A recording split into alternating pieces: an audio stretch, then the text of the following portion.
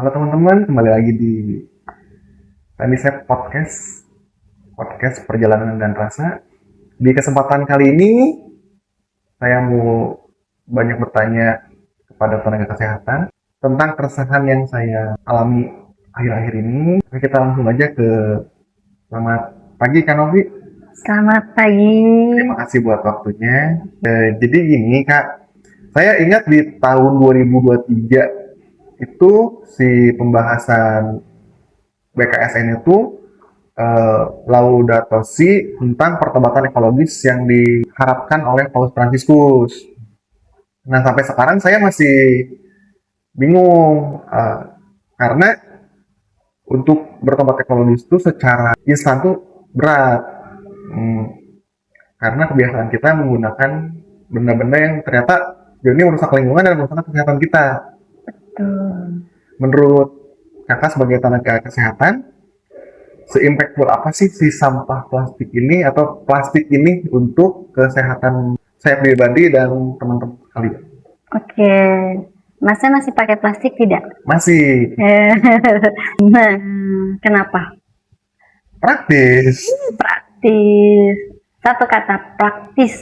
Nah, itu kadang yang bikin kita kejebak ya dengan kata-kata praktis itu. Tetapi kita sendiri gak sadar di balik kata praktis itu ada hal-hal negatif yang masuk ke tubuh kita.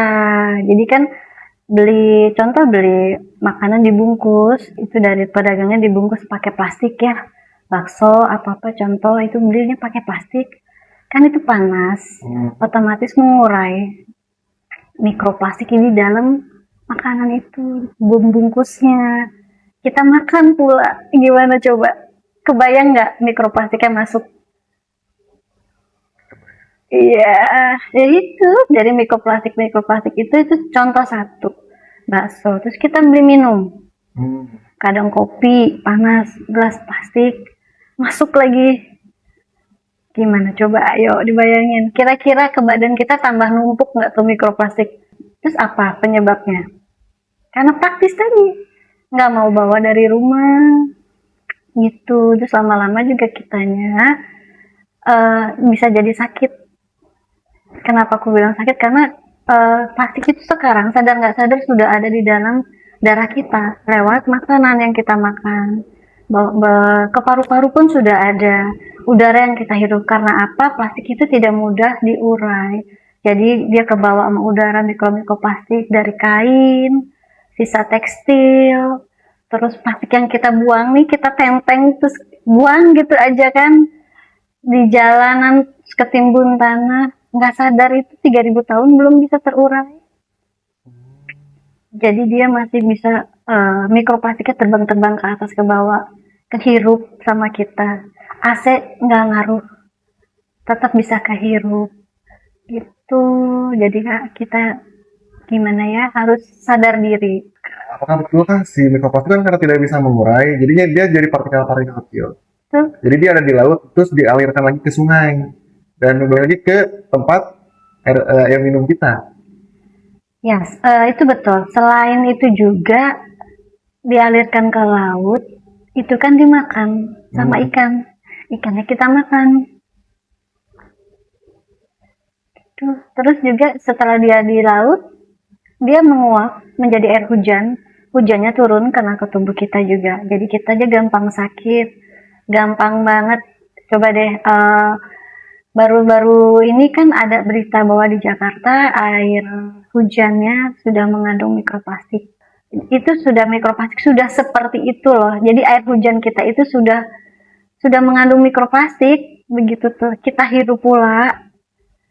Kalau kita nggak, ini sebenarnya sih udah masuk ke gawat ya, kitanya harus waspada.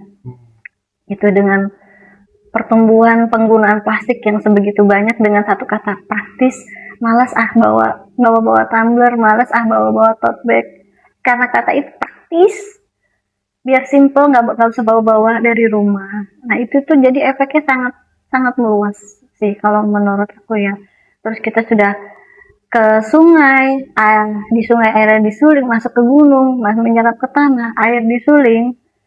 Sebenarnya air yang di dalam tanah di gunung itu kalau kita minum asli langsung air pegunungan itu menurut aku masih oke ya, terbebas dari plastik. Tapi ketika proses pembawaan air itu sampai ke penyulingan entah di pabrik atau air isi ulang, itu kita perlu pastikan bahwa galon yang digunakan adalah bebas dari mikroplastik. Karena penyumbang terbesar juga dari galon-galon itu, plastik-plastik itu sih. Benar-benar kita itu sebagai manusia agak-agak bingung ya. Kita ini mau pakai apa sih sebenarnya? Karena kalau air minum dari galon, terus air kemasan kayak gitu plastik semua. Terus kalau di rumah juga beli air tuh pakai belikan plastik juga sih bahan belikannya ya. Nah, semuanya plastik. Kita nggak menurut aku sih nggak bisa langsung stop 100% dari plastik ya, karena terus terang nyaris 90% itu packaging, apapun itu plastik. Toren pun plastik. Yang orang sering nggak sadarin adalah toren di atas itu terjemur matahari. Walaupun ada teknologi yang sudah toren dalamnya itu sudah ada lapisannya tebal kayak gitu, tapi tetap plastik itu terjemur matahari menyerap hangat, terserap di situ mikroplastiknya sudah pasti terurai di dalam airnya kita pakai mandi gimana di badan, kadang sudah mandi pun masih lengket walaupun sudah sabunan.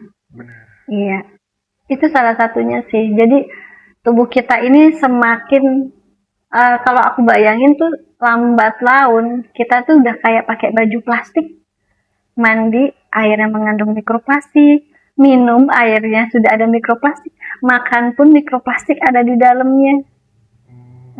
Kita kehujanan di luar, airnya mengandung mikroplastik, air hujannya. Kita menghirup udaranya ada mikroplastiknya. Kalau kita nggak mulai untuk bertobat, stop penggunaan plastik, itu ruginya ke badan kita sendiri. Gitu. Jadi kayak mulai sakit cancer, batuk pilek itu udah pasti karena gangguan pernafasan ya. Itu akan sangat mudah. Zaman sekarang itu orang gampang banget flu. Kalau kita stamina drop sedikit, kecapean sedikit bisa jadi flu. Bersin, gampang bersin. Kenapa? Karena udaranya kotor. Selain kotor juga kan ada mikroplastik yang kita nggak sadar di situ. Begitu. Sama ini mau nanya lagi satu lagi. Kan sekarang masalah kesehatan tuh dari plastik tadi itu. Jadi selain dari udara, cuaca, terus makanan yang masuk, apakah ngaruh juga dari wadah yang kita gunakan untuk makan? Oh ya jelas dong. Jelas. Ya tadi itu contoh yang bakso tadi. Kita bungkus dari pedagangnya sudah dibungkus plastik. Nyampe rumah kita pindahin lagi ke wadah mangkok plastik. Kalau kita tidak punya mangkok keramik, biasanya kan mangkok milamin apa itu kan dari plastik. Itu pun sangat berpengaruh di situ. Nah, lebih baik kita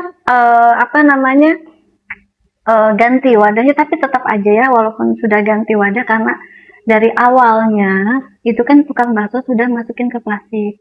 Solusi terbaiknya itu ya kita bawa wadah sendiri ke tukang bakso.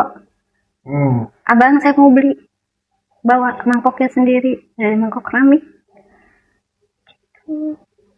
Jelas itu sangat berpengaruh. Terus kita plastik juga kita harus kalaupun kita nggak punya wadah dari keramik, bisa dari mangkok tanah.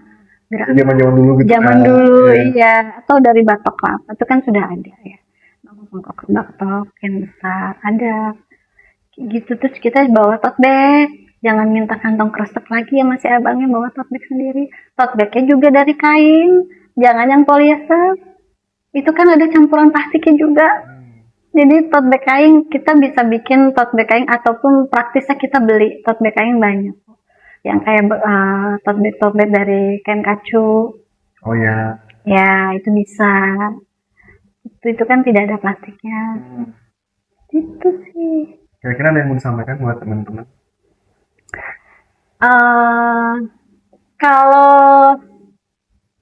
Kalau sekarang itu kita lepas dari plastik 100% belum tentu bisa.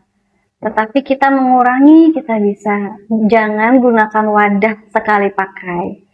gunakanlah wadah-wadah yang lebih ramah lingkungan, seperti wadah-wadah keramik ataupun gerabah.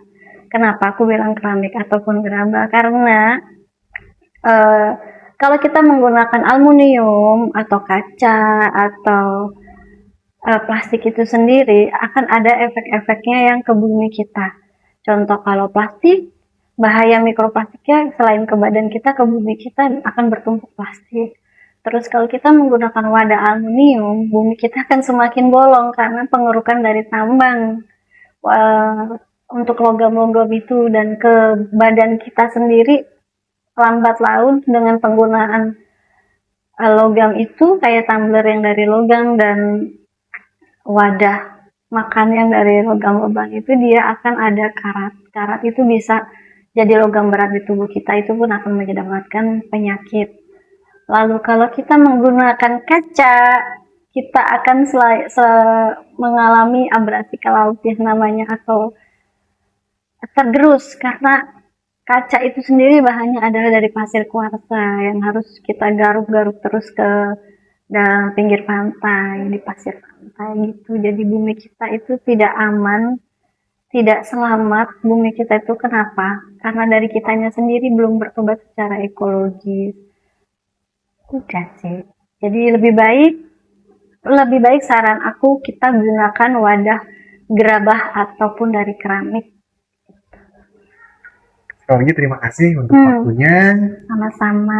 Terima kasih buat kesempatan juga bisa ngobrol panjang lebar seperti ini. Iya. Tiap jejak suara membawa kami dalam narasi perjalanan sunyi yang